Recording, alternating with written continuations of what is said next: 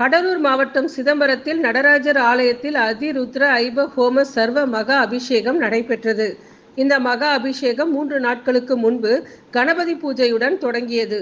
இந்த ஓமம் பல லட்சம் ரூபாய் செலவு செய்து தமிழ்நாடு பத்திரத்துறை அமைச்சர் மூர்த்தி மற்றும் குடும்பத்தாருடன் கலந்து கொண்டனர்.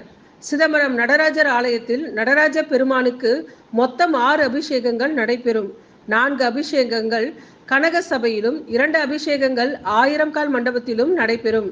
இதன் தொடர்ச்சியாக மே மாதம் 1ஆம் தேதி இன்று மகா அபிஷேகம் நடைபெற்றது. இந்த மகா அபிஷேகத்திற்கு சிவனடியார்கள் வெளியூர்களிலிருந்து காலை முதலே சிதம்பரம் நடராஜர் ஆலயத்திற்கு வந்து விடுவார்கள்.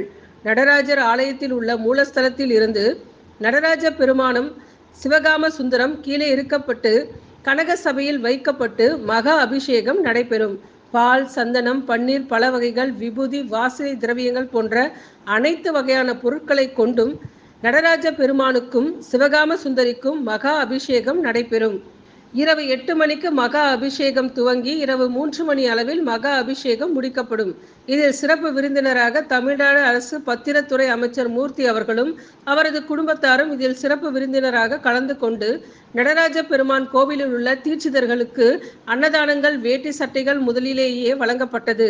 பின்பு மாலை 6 மணி அளவில் சுகங்களை பூஜை நடைபெற்றது. அதற்கு பின்பு கஜ பூஜை, பின்பு கோமாதா பூஜை, இதற்கும் பின்பும் குதிரையை வைத்து பூஜை செய்யப்பட்டது.